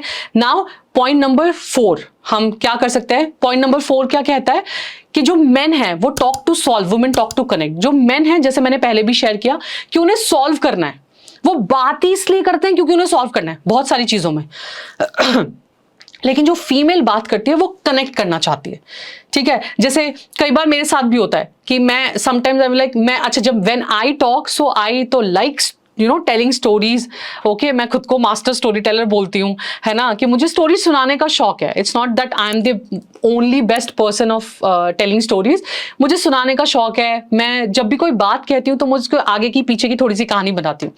बट मेनी टाइम्स ऐसा मेरे साथ होता है when I am sharing something with my partner, is like मुद्दे पे आओ, बताओ क्या हुआ, फिर इसके बारे में सोल्यूशन निकालते हैं। और मैं बोलती हूँ शायद मुझे सोल्यूशन नहीं चाहिए, मुझे तो सिर्फ ये बात बतानी थी, है ना, मुझे तो सिर्फ कहना था कि ऐसा हो, पता है ऐसा हो, पता है ऐसा। एंड ही वाज लाइक मुद्दे पे आओ, बिकॉज बहुत सारी चीजें चल रही होती है। तो ये ट्रेट है, ये नॉर्मल है, अब इस पे झगड़ा करने की जरूरत नहीं है। So men talk to solve and women talk to connect. तो जो मेन है वो बात करता है लॉजिक के लिए, इंफॉर्मेशन एक्सचेंज करने के लिए, लेकिन जब फीमेल बात करती है तो वो बात करती है इमोशनल बॉन्डिंग के लिए, है ना, उसे इमोशनल बॉन्डिंग चाहिए, तो वो इमोशनली कनेक्ट होना चाहती है। और कहीं ना कहीं इमोशनली मेल पार्टनर अनअवेलेबल होते हैं, बिकॉज कुछ में होते हैं ये ट्रेट्स इमोशनल अवेलेबल होके, कुछ में नहीं होते हैं, तो वो इमोशनली अनअवेलेबल होते हैं। नेक्स्ट की पॉइंट इज 5th, जिसे हम बोल सकते हैं कि main want respect, women want present, है ना। अब मेन को ना रिस्पेक्ट चाहिए, विमेन को प्रेजेंस चाहिए, है ना। मतलब मेन की जो प्राइमरी नीड है वो रिस्पेक्ट है, कि मुझे तो रिस्पेक्ट चाहिए भैया, उनके लिए बहुत मायने रखती है। जैसे उनके लिए ग्रैंड जेस्चर्स मायने रखते हैं, फीमेल्स के लिए छोटे छोटे जेस्चर्स मायने रखते हैं, मेल के लिए ग्रैंड जेस्चर्स, मतलब उनको लगता है बड़ी चीज मतलब बड़े नंबर। लेकिन फीमेल के साथ ऐसा नहीं है, फीमेल हर चीज को सेम पॉइंट्स देती है, मतलब अगर फ्लावर्स लाए हो तो सेम पॉइंट, अगर गाड़ी खरीदी तो सेम, मतलब वो इस तरीके से कनेक्टेड होती हैं, राइट। लेकिन विमेन को चाहिए इमोशनल प्रेजेंस, कि आप मेरे लिए प्रेजेंट रहिए, बस आप इमोशनल अवेलेबल रहो, I need you, that is very important. तो इसलिए हमें समझने की जरूरत है कि जो ये अंडरस्टैंडिंग है ना, ये क्रिएट करती है कनेक्शन बेसिकली। तो ये जेंडर बेस्ड डिफरेंस कभी कभी प्रॉब्लम नहीं है, कभी भी प्रॉब्लम नहीं है जेंडर बेस की, फीमेल गलत है मेल गलत है, ऐसा कुछ भी नहीं है। प्रॉब्लम तब होती है जब हम एक्सपेक्ट करते हैं कि सामने वाला भी ना वैसा ही फील करे, वैसा ही सोचे, वैसे ही रिएक्ट करे जैसा हम चाहते हैं। लेकिन ऐसा होता नहीं है, बिकॉज दोनों का थॉट प्रोसेस अलग है, दोनों की साइकोलॉजी अलग है। मैंने जैसे बोला ना, एक को ये पसंद है, एक को ये पसंद है, इस वजह से चैलेंजेस आते हैं इसमें जेंडर का, स्पेशली कि आदमी ऐसे होते हैं, औरतें ऐसी होती हैं, इसमें कोई इस बात पे बहस करना बेकार है। तो बेसिकली ये नहीं है कि मेन एंड वुमेन जो हैं वो अलग प्लैनेट से नहीं आए हैं, इसका मतलब ये नहीं है कि दोनों अलग अलग प्लैनेट से आए हैं और ये अलग अलग बातें करेंगे, लेकिन उनका इमोशनल जो ऑपरेटिंग सिस्टम है वो अलग है। जब आप इस बात के डिफरेंस को समझ लेते हो तब मिसअंडरस्टैंडिंग की जगह अंडरस्टैंडिंग होती है और ब्लेम की जगह एम्पैथी होने लगती है, राइट। तो आज का टास्क क्या है, इसके बाद हम क्या कर सकते हैं कि जब भी अपने पार्टनर से पूछो कि जब भी तुम्हें स्ट्रेस होता है ना, तो तुम्हें क्या लगता है कि तुम्हें कैसे हैंडल करना पसंद है। अगर आपका पार्टनर आज ये जवाब देता है कि मुझे थोड़ी देर अकेला छोड़ दो, मैं प्रोसेस कर लूंगा, मुझे टाइम लगेगा, तो छोड़ दो, राइट। और अगर आपकी फीमेल पार्टनर ये बोलते हैं कि मुझे सुन लो, मुझे अच्छा लगता है जब आप मेरी बात सुनते हो, तो सुन लेना। एंड ट्रस्ट मी, अगर इस बात की क्लैरिटी आपको मिल गई ना, इस सवाल का जवाब आपको मिल गया, आपके बहुत सारी चीजों की क्लैरिटी मिल जाएगी, आपको बहुत सारी चीजों के सॉल्यूशंस मिल जाएंगे। इट्स वेरी वेरी इंपॉर्टेंट, तो ये करना जरूर, करेक्ट। नाउ इसके 5th पार्ट पे आते हैं अब, ओके। सो अब बात करते हैं अब यहाँ पे बहुत सारे जो सिंगल हैं लोग वो परेशान हो रहे हैं कि यार हमें कौन बताएगा कि हमें लाइफ पार्टनर अट्रैक्ट करना है, हम कैसे करेंगे। आई नो हैंड्स रेज शुरू हो गए हैं, करेक्ट। सो नाउ इट्स का 5th जो हम पॉइंट डिस्कस कर रहे हैं कि उन लोगों के लिए जो लाइफ पार्टनर अट्रैक्ट करना चाहते हैं, जो भी रिलेशनशिप में हैं और चाह रहे हैं कि अच्छा लाइफ पार्टनर अट्रैक्ट हो जाए, तो लॉ ऑफ अट्रैक्शन के पर्सपेक्टिव से हम इस पे बात करेंगे। अगर आपका सवाल ये है कि मुझे अपना आइडल लाइफ पार्टनर कब मिलेगा, तो पहला स्टेप ये है जो आपको समझना है कि जो आप हो आप वही अट्रैक्ट करते हो। You should understand this, okay. आप जो नहीं हो, आप जो सोच रहे हो ऐसा वैसा वैसा, वो बात की बात है, वो अट्रैक्ट नहीं होगा। अट्रैक्ट वो होगा जो आप अट्रैक्ट, जैसे आप हो आप वैसा ही अट्रैक्ट करते हो। It's very important. Law of attraction कहता है ना कि you don't attract what you want, you attract what you are. तो इट्स वेरी इंपॉर्टेंट। तो आपका जो एनर्जी लेवल है, आपका जो एनर्जी लेवल है, आपका जो बिलीफ सिस्टम है, आपकी जो सेल्फ वर्थ है, ये सब मिलके डिसाइड करता है कि आप किस तरह के लोगों को अट्रैक्ट करोगे। ओके, और इसका जो फर्स्ट पॉइंटर शुरू होता है that is from self love, जो मैंने सबसे पहले शेयर किया था। Very very very important. अब इसके लिए सबसे इंपॉर्टेंट चीज क्या है? Step number 1, clarity what you want. तो जो सबसे पहला आपको क्लियर करना चाहिए ना, वो कि आप कैसा लाइफ पार्टनर चाहते हो, है ना। चाहे आप अरेंज मैरिज के रास्ते जा रहे हो या लव मैरिज के रास्ते पे जा रहे हो, clarity is the power. Clarity होनी, मुझे ऐसा चाहिए। अब ऐसा होने चाहिए में आप डिसाइड करोगे, कोई और नहीं करेगा। अब जब अट्रैक्ट करते हैं तो मैं हमेशा बोलती हूं कि when it comes to attracting a life partner, always attract a quality not a person, कि मुझे ऐसा पर्सन चाहिए, मुझे यही चाहिए, मुझे स्पेसिफिक चाहिए। Don't do that. Always attract a best person for you, manifestation for best, not the कि मुझे यही चाहिए। तो आपको क्लैरिटी होना बहुत जरूरी है। क्या होना चाहिए कि उसके आप ये वाले गोल्स हमारे सेम होने चाहिए, राइट। और उसमें ये पेरेंट्स की वैल्यू करना आना चाहिए, सिस्टम्स की वैल्यू करना आना चाहिए, ये रिचुअल्स होने चाहिए, है ना। रिस्पेक्ट का जो पॉइंटर है वो सबसे ऊपर होना चाहिए, उसमें ये क्वालिटी होनी चाहिए। तो वो क्लैरिटी बहुत जरूरी है। अगर आपको वो क्लैरिटी होगी देन आप कुछ भी कर जाओगे, है ना। तो बेसिकली वो क्लैरिटी बहुत बहुत जरूरी है ना। हम कई बार बोलते हैं ना कि बस अच्छा मिल जाए। अच्छा क्या? अच्छा बहुत वेग वर्ड है। जब तक आप यूनिवर्स को क्लियर ऑर्डर नहीं दोगे, यूनिवर्स कंफ्यूज ही रहेगा, हमेशा कंफ्यूज रहेगा यूनिवर्स कि यार ये मतलब क्या है, ये अच्छा क्या होता है, मुझे नहीं समझ में आता। लेकिन अगर आप उसकी 10 क्वालिटी लिखोगे अपने आइडल पार्टनर की, कि अच्छी पर्सनालिटी होनी चाहिए, अच्छी हैबिट होनी चाहिए, है ना, वैल्यूज अच्छी होनी चाहिए, इमोशनली अच्छा होना चाहिए, केयरिंग हो थोड़ा सा, स्पिरिचुअल हो थोड़ा सा, हेल्थ कॉन्शियस हो थोड़ा सा, इमोशनल अवेलेबल हो थोड़ा सा, तो ये सब चीजें ज्यादा इंपॉर्टेंट है ना। तो ये आपकी फ्रीक्वेंसी अलाइन करता है उस पर्सन के साथ जो ऑलरेडी एग्जिस्ट करता है, बस आपको मिलना बाकी है। तो जब आप ऑलरेडी कोई क्वालिटीज बोल रहे हो और इस यूनिवर्स में ऐसा कोई इंसान है जिसके साथ वो मैच खा रही है, वो डेफिनेटली आपको मिलेगा, राइट। तो आपको ये समझने की जरूरत है, clarity. Number 2 is become what you seek. मैं हमेशा बोलती हूं कि आपको वो करना है, वो बनना है जैसा इंसान आप चाहते हो। तो जैसा पार्टनर आप ढूंढ रहे हो, क्या आप उस टाइप के इंसान हो? You need to check with yourself. अगर आप लॉयल पार्टनर चाहते हो तो आप खुद अपनी वैल्यूज के प्रति लॉयल हो, वो आपको समझना है। आप खुद चाहते हो कि हैंडसम चाहिए, खुद अपने फिजिक के लिए, बॉडी फिजिक के लिए काम कर रहे हो, अपने इनर हेल्थ के लिए, आउटर हेल्थ के लिए काम कर रहे हो।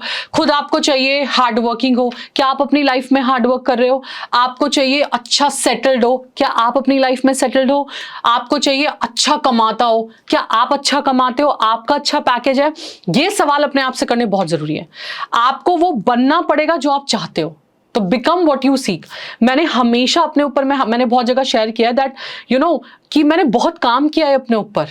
इट्स नॉट कि मैं हमेशा ये सोचती रही, बैठ के बस सपने देखती रही और सिर्फ एफर्मेशंस लिखती रही और विजुलाइजेशन करती रही कि हाँ मुझे ऐसा पार्टनर चाहिए। It's not like that. I worked on it, I really worked hard on it. Because कल को जब मुझसे वो इंसान मिलेगा तो मुझे देख के भी तो बोलेगा कि आप में ऐसी क्या क्वालिटी है जो मैं आपके साथ रहूं, है ना। क्योंकि वो भी तो बेस्ट ढूंढ रहा है। जिस बेस्ट की लिस्ट मैंने बनाई है उसके लिए भी तो कोई बेस्ट की लिस्ट है। तो क्या उसकी बेस्ट की लिस्ट पे मैं खरी उतरती हूं? That is very important. तो जो ऐसा पार्टनर आप चाहते हो आपको वैसा बनना है। अगर आपको एक कॉन्फिडेंट पार्टनर चाहिए, क्या आप कॉन्फिडेंट हो? अगर आपको एक अट्रैक्टिव पार्टनर चाहिए, क्या आप अट्रैक्टेड हो? अट्रैक्टेड मतलब आपकी वो एनर्जी अट्रैक्शन है कि यार ये एनर्जी बहुत अच्छी है ना, इसका ऑरा बहुत अच्छा है, इसका कॉन्फिडेंस बहुत अच्छा है, इसकी पर्सनालिटी बहुत अच्छी है, राइट।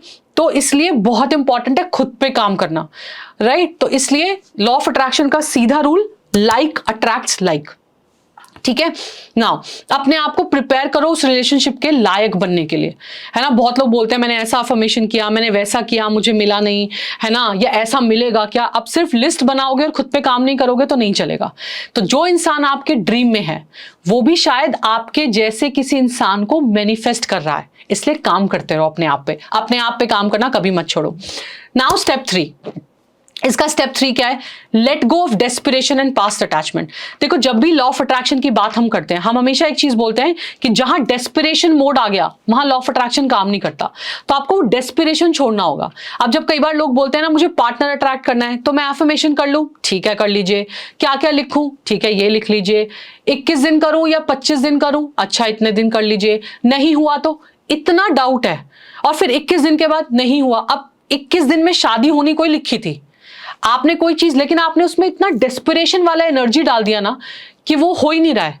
इसके अलावा आपके पास्ट अटैचमेंट्स बहुत हैं, है ना। आपने वो जो पिछला आपका रिलेशनशिप था, अच्छा बुरा जो भी था, आपने उसको छोड़ा ही नहीं है, आपने उससे लेट गो ही नहीं करा। तो आगे बढ़ने के लिए पीछे वाली अटैचमेंट्स छोड़नी पड़ेंगी, डेस्पिरेशन मोड में नहीं आना। सी, जब एक डॉक्टर आपको मेडिकेशन देता है, ठीक है, मेडिसिन देता है, तो हर डॉक्टर एक चीज आपको बोलता है कि फॉर एग्जाम्पल कि अच्छा ठीक है आपको फीवर है, आप ये दवाइयां ले लीजिए, आप 3 दिन में ठीक हो जाएंगे, ठीक है। अच्छा दूसरा इंसान आता है, आपको फीवर है, आप ये दवाइयां लीजिए, आप 3 दिन ठीक हो जाएंगे।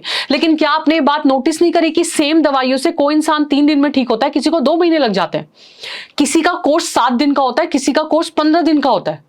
कोई बड़ी बीमारी से जल्दी निकल जाता है, कोई बड़ी बीमारी से बहुत वक्त बाद निकलता है। तो ये तो डिपेंड करता है ना person to person, soul to soul. तो आप इतना स्ट्रिक्ट नहीं हो सकते कि 21 दिन ही लिखना है, राइट, और सुबह लिखूं, शाम को लिखूं, रात को लिखूं, दोपहर में लिखूं, ऐसे लिखूं वैसे लिखूं। नहीं, मुझे जल्दी चाहिए, मेरी उम्र, बहुत सारे फीमेल्स का या मेल का दिक्कत है, मेरी उम्र हो गई है, मैं और वेट नहीं कर सकती, मैं और वेट नहीं कर सकता। आपके कहने से कुछ नहीं होता, जब डिवाइन टाइमिंग में होगा तब होगा। लेकिन तो फिर हम क्या करना छोड़ दें? नहीं, यही डेस्पिरेशन आ गया ना कि मैं करूं क्यों फिर, या तो मैं करूं शिद्दत से करूं, 21 दिन करूं और मेरी शादी हो जानी चाहिए, ऐसा नहीं होता। प्लस आपको पास्ट अटैचमेंट्स छोड़नी है, ठीक है। तो जब डेस्पिरेशन आ जाता है तो रेजिस्टेंस आ जाता है। जितना आप किसी रिलेशनशिप के लिए नीडी होते हो ना, उतना आप यूनिवर्स को ब्लॉक कर देते हो, ये समझना। अगर आपका past baggage betrayal, fair of rejection है, तो ये सबसे पहले आपको उसको हील करना है। अगर आपको लग रहा है कि मेरा पास्ट का रिलेशनशिप अच्छा नहीं था, किसी ने मुझे चीट किया, मेरे पास ऊपर कोई बैगेज है, मुझे डर है कि कोई मुझे रिजेक्ट कर देगा, तो आपको सबसे पहले उसे हील करने की जरूरत है। अभी recently I got a DM जहां पे one of the female was sharing कि मैम मेरे को ऑल मोर देन 30-40 रिजेक्शंस मिल गए हैं, मेरे को अब लग रहा है मेरी शादी नहीं होगी, मेरे लिए कोई बना ही नहीं है। मैंने कहा ऐसा नहीं है, जिन्होंने रिजेक्ट किया वो तुमको डिजर्व ही नहीं करते थे। अच्छा बाय द वे रिजेक्ट क्यों किया? तो शी सेड ये प्रॉब्लम है, मतलब फिजिकली हाइट कम है, फेयर नहीं है। मैंने कहा अच्छा ये सच में प्रॉब्लम है, तो तुम्हें लगता है या तुमने खुद को एक्सेप्ट किया? बाय देन शी सेड नहीं, मैं पहले मुझे लगता था बट अभी I am okay with it, मैं अब खुद से प्यार करती हूँ। मैंने कहा बस फिर खुद से प्यार करना इंपॉर्टेंट है, बाकी कोई प्यार करे ना करे पहाड़ में जाने दो, राइट। तो इट्स नॉट कि लाइक कि आप 30 रिजेक्शंस हो गए दैट मीन्स कोई बना नहीं है, ऐसा नहीं है, ऐसा नहीं है। जितना धूला दर्शन मैंने किया है ना, मैं ये तो नहीं कह रही कि मैं चैलेंज करती हूँ किसी ने नहीं किया होगा, बट मैंने बहुत किया है, मेरा बहुत बहुत धूला दर्शन किया है मैंने। एवरी संडे मेरे घर में कितने पकौड़े बने मैं बता भी नहीं सकती, राइट। हर संडे सफाइयां करो, पकौड़े बनाओ, ठीक है, सोफे के कवर चेंज करो, यहां चमकाओ वहां चमकाओ, खुद को चमकाओ। एवरी संडे मैं भाग गई लिटरली घर से। मैंने जॉब ऐसी ढूंढी जहां पे मैं घर ही नहीं आ सकती हूँ, मुझे वहीं रहना पड़ेगा, मुझे वहीं हॉस्टल भी मिल गया। तो अब सोचो मैंने ये कितने साल किया है, ये धूला दर्शन मैंने बहुत साल किया है। मैंने हर तरह के धूले देखे और हर तरह के धूलों ने मुझे भी देखा है, राइट। और सवाल, उफ डोंट आस्क मी कैसे कैसे सवाल। और कभी लगता था सही है, कभी कभी लगता था क्या ही पूछ रहे हैं ये। मतलब डेंटिस्ट अगर मुझे देखने आए, वे लाइक आप डेंटल क्लीनिंग में बिलीव रखती हो, आप कब कब जाते हो, आप अपनी डेंटल केयर का ध्यान रखते हैं? और हम यूं अच्छा ओके ठीक है। कोई पूछ रहा है खाना बनाना आता है, कोई पूछता है घर सेट करना आता है, मतलब कुछ भी सवाल किए जा रहे हैं, राइट। मैंने गुस्से में किसी को सच में बोल दिया हाँ मुझे खाने में सिर्फ एक चीज बनाती है, I know how to cook Chinese. तो मैंने भी चाइनीज ऐसी फड्डे मारने के लिए बोल दिया, उसने पलट के पूछ लिया कि अच्छा वाह चाइनीज में क्या बनाते हो? आई सेड मैगी, यही आता था मुझे बनाना, बस बोल दिया मैंने, राइट। तो हर तरह का मतलब मैं कभी पर्सनली मिलोगे, आई शेयर विद यू कि कितने तरह तरह के दूल्हे मैंने और दूल्हे की मम्मियाँ देखी हैं मैंने। You will not imagine. मेरे मेरे सिबलिंग्स मुझे ऐसी मतलब ऐसी नज़रों से मुझे देखते थे कि मुझे उनका बस चले, मुझे वो आज डिसोन कर दें, क्योंकि मेरी वजह से बेचारे ना वो संडे को कहीं जा सकते हैं, उन्हें पकौड़े तलने हैं, उन्हें घर साफ करना है, राइट, उन्हें सोफे के कवर चेंज करने हैं, उन्हें जल्दी नहा के तैयार होना है, वो अपना कोई प्लान नहीं रख सकते हैं संडे को, इज जस्ट बिकॉज दीदी को देखने कोई आ रहा है, right. And it happened almost 4-5 years, almost 4-5 years, and people are rejecting me. I am also rejecting them, but that doesn't mean कि शादी नहीं होगी, है ना। ऐसा नहीं था कि शादी नहीं होगी। अब पेरेंट्स जबरदस्ती कर करके दिखा रहे हैं, कोई कहीं से भी आ रहा है, आप कुछ नहीं कर सकते, लेकिन कोई बैगेज नहीं था कि ऐसा होगा, मेरे को कोई पसंद नहीं करेगा, कुछ नहीं था। मतलब हम तो मस्ती में चल रहे थे कि अच्छा ठीक है, कोई आएगा, देखते हैं, लेट्स सी। तो लिटरली हमने अपने भाई से बोला कि भाई मतलब तुम्हारी शादी होगी ना, तो प्लीज पहले घर में हाँ मत करियो, हमें पकौड़े खाने बहुत जगह जाके, हमने बहुत खिलाए हैं, right, because we are 3 sisters, है ना। बट पकौड़े मेरे में ही बने हैं सबसे ज्यादा, है ना। So I am sure you can understand. तो वो ना, वो फियर मत रखो कि इतने रिजेक्शंस हो गए, इतने लड़के देख के चले गए, इतने साल निकल गए, मेरी उम्र निकल गई, बिल्कुल नहीं रखना। Then when you will be confident enough, happy enough, and you will have that great energy, you will find a best partner for you, trust me, है ना। It's very important. Affirmation, अगर लगता है कोई पेन है तो I let go of all past pain and open my heart to love that matches my worth. या मैं let go करती हूँ past के सारे पेन्स को और मैं एक्सपेक्ट करती हूँ कि सब कुछ, मैं अपना हार्ट ओपन करके अपने लाइफ पार्टनर को अट्रैक्ट करने के लिए तैयार हूँ, ठीक है। फिर अमित सर मिले। अरे अमित सर की एक अलग स्टोरी है, वो बताऊंगी कभी आराम से, ठीक है। अमित सर के साथ जो मेरी स्टोरी है, लोग बोलते हैं उस पर पिक्चर बन सकती है, बॉलीवुड मूवी आराम से। Okay, so now next step क्या है। जो लोग पार्टनर अट्रैक्ट करना चाहते हैं वो डेली विजुअलाइज कर सकते हैं, एफर्मेशन प्रैक्टिस कर सकते हैं। इट्स वेरी इंपॉर्टेंट, ठीक है, बिकॉज जब आप कोई चीज विजुअलाइज करते हो तो उससे आपकी जो एनर्जी है, उसका जो टूल है वो अलाइनमेंट होता है। तो रोज 5 मिनट आंख बंद करके इमेजिन करो तुम्हारा आइडल पार्टनर तुम्हारे साथ बैठ के कॉफी पी रहा है, तुम ट्रैवल पे जा रहे हो, सिंपली बातें कर रहे हो, मुस्कुरा रहे हो, वो आपकी बातों को समझ रहा है। ये छोटी छोटी चीजें आप इमेजिन करना शुरू करो। जरूरी नहीं है कि आपको फेस एग्जैक्ट दिखेगा उस बंदे का, लेकिन आप फीलिंग्स पे फोकस करो, है ना। उसके लिए आप एफर्मेशंस कर सकते हो कि मैं एक लविंग और लॉयल लाइफ पार्टनर को अट्रैक्ट कर रहा हूँ, मेरा प्यार मुझे ढूंढ रहा है जैसा मैं चाहता हूँ, मेरे को एक बहुत अच्छा लविंग और केयरिंग पार्टनर मिलेगा, या मुझे एक बहुत रिस्पेक्टेबल पार्टनर मिलेगा, मैं डिजर्व करती हूँ या मैं डिजर्व करता हूँ true love and fulfilling love. इस तरह का आप चीजें कर सकते हो। And step 5 is raise your vibrations, self love और ग्रैटिट्यूड। तो जब आप खुद से प्यार करते हो तो बाय डिफॉल्ट आपकी वाइब्रेशंस जो है वो बढ़ जाती हैं। जब आप ग्रैटिट्यूड स्टेट में रहते हो तो आपकी वाइब्रेशंस बहुत बढ़ जाती हैं। तो जितने भी हाई वाइब्रेशन पीपल जो है ना, उनकी हाई क्वालिटी के रिलेशनशिप वो लोग अट्रैक्ट करते हैं, जस्ट बिकॉज उनकी वाइब्रेशंस हाई होते हैं।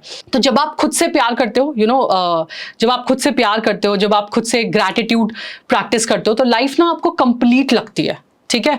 तब आपको लगता है कि मतलब आप जेन्युइनली रेडी हो किसी को लाइफ में अट्रैक्ट करने के लिए, है ना। It's very important. तो ये आप कर सकते हो। तो आप ग्रैटिट्यूड जनरल शुरू कर सकते हो।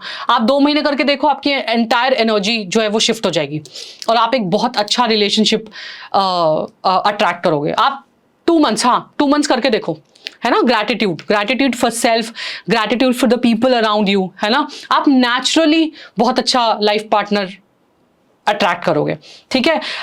देखो यूनिवर्स का ना साइन समझो। कभी कभी जब आप अलाइन होते हो तो यूनिवर्स साइन भेजना शुरू करता है ना। आपको रिपीटेड नंबर्स दिखेंगे, कोइंसिडेंट दिखेंगे, कोई शादी में मिल गया, आपको सपने आएंगे, अनएक्सपेक्टेड मीटिंग्स होंगी, कॉन्वर्सेशन होंगे। तो जब ये साइन आने लग जाते हैं ना, तो उन्हें इग्नोर नहीं करना, दिल से सुनो और एक्शन लो, ठीक है। तो बेसिकली जो आपका लाइफ पार्टनर है आप तक तभी पहुंच पाएगा जब आप हाईएस्ट सेल्फ पर होंगे। It's not about finding them, it's about aligning with them. It's very important. तो आज से 21 डेज तक, हाँ एक बार 21 डेज वाला कर लेते हैं। आज से 21 डेज तक रोज एक बार विजुलाइज करो, एफर्मेशन करो और खुद से बोलो मैं रेडी हूं एक सच्चा और सोलफुल लाइफ पार्टनर या रिलेशनशिप अट्रैक्ट करने के लिए। I am ready. ये कर सकते हो, ठीक है। तो ये हो गया। Now coming to the last part of this master class which is again one of my favourite, that is ho'oponopono, जो आपके रिलेशनशिप को हील करता है, ठीक है। तो आई एम श्योर बहुत लोगों ने इसके बारे में सुना होगा, बहुत लोगों ने इसके बारे में पढ़ा भी होगा, मैंने बहुत सारे वीडियोस बनाए हैं। तो होओपोनोपोनो बेसिकली जो हम आज बात करेंगे एक सेकंड का ब्रेक और 2 मिनट का ब्रेक और लेती हूँ, हाँ 1 सेकंड। तो हम जो बात कर रहे हैं दैट इज होओपोनोपोनो की, जिससे हम अपने रिलेशनशिप को हील कर सकते हैं। ये एक हीलिंग प्रोसेस है जो इस दुनिया भर में जो इमोशनल और एनर्जेटिक रिलेशनशिप को हील करने के लिए, है ना, यूज की जाती है। That is called ho'oponopono. Ancient Hawaii technique है, हीलिंग टेक्निक है, जिसका लिटरली मीनिंग होता है कि चीजों को सही करना, जो चीजें टूट गई हैं, जो चीजें खराब हो गई हैं, उनको ठीक करना, ठीक है। तो बेसिकली चाहे आप अपने पार्टनर के साथ इमोशनली डिस्टेंस फील कर रहे हो, या कोई पास्ट में आपको दुख मिला है, या आपका ट्रस्ट ब्रेक हुआ है, या आपका कोई चाइल्डहुड ट्रॉमा है, या कुछ भी है, तो होओपोनोपोनो एक ऐसी पावर है जो बिना ब्लेम के हीलिंग कर सकती है, बिकॉज ये हमसे जुड़ी हुई है, ठीक है। इसमें 4 फ्रेजेस होते हैं होओपोनोपोनो में, 4 सिंपल फ्रेजेस की टेक्निक है। I am sorry, please forgive me, thank you and I love you. तो ये जो 4 सेंटेंस है ना, ये बहुत इजी हैं, ये 4 फ्रेजेस बहुत इजी हैं, लेकिन ये सिर्फ बोलने के लिए नहीं है। अंडरस्टैंड दिस, जब हम दिल से किसी लाइन को बार बार फील करते हैं और बोलते हैं ना, तो आपका सबकॉन्शियस माइंड की क्लिनजिंग होती है, आपका सबकॉन्शियस माइंड क्लिंज होता है, और जब आपके अंदर हील होता है तो आपके रिलेशनशिप बाहर से भी हील होते हैं। It's very very very important, ठीक है ना। तो ये समझना बहुत जरूरी है। जैसे मान लीजिए कि कोई कपल है जिसकी 7 साल हो गए शादी को, 6 साल हो गए हैं, सब कुछ अच्छा था, लेकिन धीरे धीरे मिसअंडरस्टैंडिंग बढ़ने लगी, है ना, इमोशनल डिस्टेंस आ गया और फीलिंग ही समझ में नहीं आ रही। तो जब इमोशनल वॉल खड़ी हो जाती है तो समझ में नहीं आता दोनों को कि क्या किया जाए क्या ना किया जाए। तो जब ये समझ में आया कि ओके, होओपोनोपोनो प्रेयर से चीजें ठीक की जा सकती हैं, तो रोज 5 मिनट करना शुरू किया, राइट। सी समझना क्या है कि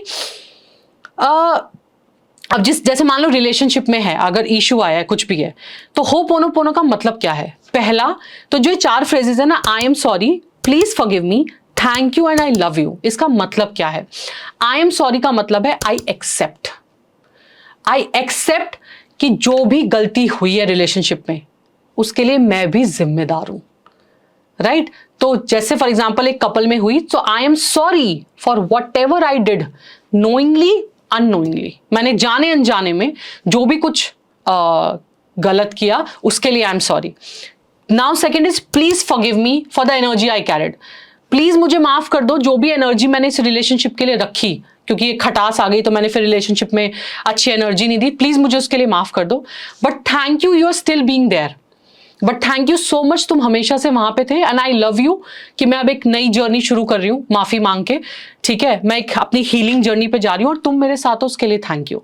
तो ये thank you, I am sorry, please forgive me, thank you, I love you, ये 4 फ्रेजेस आपकी लाइफ बदल सकते हैं, ठीक है। इसे भी आप 21 डेज तक करना है, आप कर सकते हो, ठीक है, बैठ के जैसे हम चैंटिंग करते हैं, ओके, वैसे चैंटिंग कर सकते हो। That you know after months emotional silence के, ये जो मैजिक है ना होओपोनोपोनो का, आप देखना है कैसे काम करता है। क्योंकि ये एक्चुअली कैसे काम करता है, आई टेल यू, जो आपका इनर चाइल्ड है ना, ये उससे कनेक्टेड होता है। तो जो डॉक्टर ह्यूलन थे, जिन्होंने इस हीलिंग को मॉडर्न वर्ल्ड में बहुत कभी भी कर सकते हो, सुबह में कर सकते हो, शाम में कर सकते हो, हीलिंग को बहुत पॉपुलर बनाया। तो डॉक्टर ह्यूलन करके एक डॉक्टर रहे हैं, उन्होंने इस हीलिंग पे काम किया और उनके कुछ चीजों की वजह से ये पॉपुलर हुआ बहुत ज्यादा। तो उनका ये कहना है कि आप ना किसी चीज को क्लींस नहीं कर रहे हो, आप खुद की क्लीनिंग कर रहे हो, और आप उन चीजों को ठीक कर रहे हो जो कहीं ना कहीं गलत हो गई हैं। तो होओपोनोपोनो का जो फोकस होता है, वो अपने सबकॉन्शियस माइंड का जो गिल्ट है, जो रिग्रेट है, जो हर्ट है, जो नेगेटिव एनर्जीज है, उनको क्लीन करता है। क्योंकि जब आप खुद की एनर्जी शिफ्ट करते हो, तो आप सामने वाले की एनर्जी भी शिफ्ट करते हो बिना उनसे कुछ कहे। हम ये नहीं, होओपोनोपोनो में हम ये नहीं सोचते कि सामने वाला ठीक हो जाएगा, उसकी आदतें ठीक हो जाएंगी, नहीं, हम अपनी तरफ से जो रिलेशनशिप में गलतियां हुई, गिल्ट है, फियर है, रिग्रेट है, हम उन नेगेटिव चीजों की क्लिंजिंग करते हैं, राइट। इसीलिए होओपोनोपोनो बहुत काम करता है। इसकी प्रैक्टिस हम रिलेशनशिप में कर सकते हैं। आप डेली 5 से 7 मिनट बैठिए, आंखें बंद करके बैठिए, ठीक है। इमेजिन करिए कि आपका बॉन्ड हील हो रहा है, और उसके बाद आप ये 10 बार 21 बार जैसे भी लगे, जैसे आप कोई भी चांट करते हो, राइट कोई भी चांट आप करते हो लाइफ में, आप ओम नमः शिवाय चांट करते हो, हनुमान जी का हनुमान चालीसा चैंट करते हो, कुछ भी आप करते हो, या कोई भी मंत्र जाप आप चांट करते हो, उसी फीलिंग के साथ, एनर्जी के साथ आपको, बस आपको करना क्या, आपको एक इंटेंशन सेट करनी है कि अगर आप रिलेशनशिप के लिए करो, ओके मुझे रिलेशनशिप के लिए करना है, उसे ठीक करना है, हील करना है, पास्ट रिग्रेट्स के लिए करना है, इसके लिए करना है, उसके लिए करना है, देन बैठ के आपको आई am sorry please forgive me, thank you, I love you, I am sorry please forgive me, thank you, I love you बोल के करोगे ना, तो वाइब्रेशंस जल्दी उतनी हाई होती है और उतनी जल्दी यूनिवर्स तक पहुंचती है। मन में करना है कर सकते हो, बट जितना बोल के करोगे उतना अच्छा है। तो जब तक ये इमोशंस आते हैं ना, तब तक करते रहो। आंखों से आंसू अगर आने लगे, बहुत लोग मुझे मैसेज करते हैं कि मैम डर लगता है क्योंकि आंखों से आंसू गिरने लगते हैं, और मेरा जवाब ये होता है कि अगर आंख से आंसू गिरने शुरू हो गए, दैट मीन्स आप हीलिंग जर्नी पे हो। तो डोंट डरना नहीं, घबराना नहीं। हाँ, जब लगे कि घबराहट हो रही है, थोड़ा सा हो सकता है लगे कि होपोनोपोनो करते वक्त घबराहट हो रही है, या आंख से आंसू निकल रहा है, या मुझे लग रहा है मैं बिल्कुल बिल्कुल लाइट जोन में चली गई हूँ, मेरा वेट बिल्कुल कुछ नहीं है, मैं बिल्कुल हवा में हूँ, देन अंडरस्टैंड की हीलिंग हो रही है ना। और अच्छे तरीके से अगर आप चाहते हो इसको करना, और इसको करना और इससे कनेक्ट होना, तो आप हमेशा एक हाथ ऐसे दिल पे रखिए, यहाँ ऐसे हाथ रखिए या यहाँ रख सकते हैं, एंड रख के देन बोलिए आई am sorry please forgive me, thank you, I love you, I am sorry please forgive me, thank you, I love you, क्योंकि ये डायरेक्टली आपके इनर चाइल्ड से बात करता है, राइट। तो इसलिए बहुत इंपॉर्टेंट है। तो जहां अगर आपको लगता है कि आपको रिलेशनशिप में करना है, तो आप एक काम कर सकते हैं कि आप एक डायरी लीजिए, उसमें इस इंसान का नाम लिखिए, ठीक है, और रोज उसके आगे 4 लाइनें लिख दीजिए। ये मैं बोनस पॉइंट बता रही हूँ, मतलब बोनस मतलब ये कर सकते हो, ये मैंने कहीं बोला नहीं है, बट ये कर सकते हो, ये this can be one of the way कि आप चैंट भी करो, लेकिन डायरी में भी रोज एक डेट डालो, उस इंसान का नाम लिखो, उसके आगे 4 बार लिखो, 4 लाइनें, आई am sorry please forgive me, thank you, I love you, ठीक है। तो और फिर ये प्रैक्टिस आप कंटिन्यू करके देखो, आप देखना कि मजेदार चीजें हो जाएंगी, ठीक है। इसके अलावा कुछ ऐसी सिचुएशंस हैं जहां पे आप इसे यूज कर सकते हो, जैसे फॉर एग्जांपल ब्रेकअप के बाद एनर्जेटिक क्लोजर के लिए, मतलब आपका ब्रेकअप हुआ है बट आपको क्लोजर नहीं मिला, और आप नए रिलेशनशिप पे मूव नहीं कर पा रहे हो बिकॉज कहीं ना कहीं यू आर स्टक, आप होपोनोपोनो कर सकते हो। आप पास्ट रिलेशनशिप के ट्रॉमास को रिलीज नहीं कर पा रहे हो, आपका पास्ट रिलेशनशिप खराब रहा, चीट किया या रेड फ्लैग था, जो भी था, आपको इमोशनली फिजिकली अब्यूज किया, टॉर्चर किया, आप उससे नहीं निकल पा रहे हो, आप होपोनोपोनो कर सकते हो। शादी के अंदर एक साइलेंट ट्रीटमेंट है या इमोशनल डिस्कनेक्ट है जो डिसॉल्व करने के लिए कर सकते हो आप। मतलब कई बार होता है ना कि शादी है, 2 पार्टनर्स हैं बट एक दूसरे से बात नहीं करते, राइट, खाना खाया, गर्दन हिलाई, बर्तन उठाए, सो गए, मतलब कोई और कनेक्शन ही नहीं है, वहां आप इसे कर सकते हो, ठीक है। अगर आपसे सामने वाला कोई बात नहीं कर रहा, ठीक है, आपको लगता है कि हीलिंग की बहुत जरूरत है, आप सोल लेवल पे आपके काम नहीं हो रहा, तब भी आप इसको कर सकते हो, ठीक है। तो इस तरह से आप इसको कर सकते हो। रियल लाइफ में बहुत सारे टेस्टिमनीज हमें मिले हैं, ठीक है, क्योंकि इस होपोनोपोनो ना ने बहुत सारी लाइफ चेंज की है।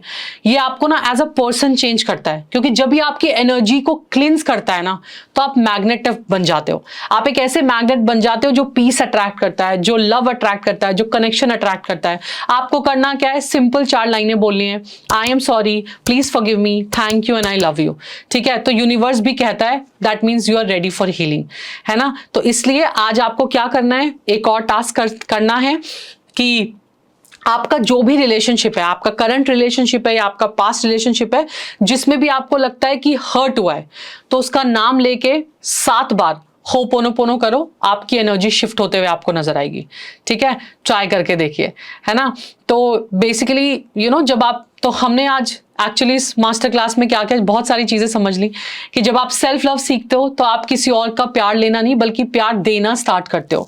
जब आप अपने अंदर के पार्टनर को समझाने की कोशिश करते हो तो आप ब्लेम नहीं करते, आपकी बॉन्डिंग बनती है।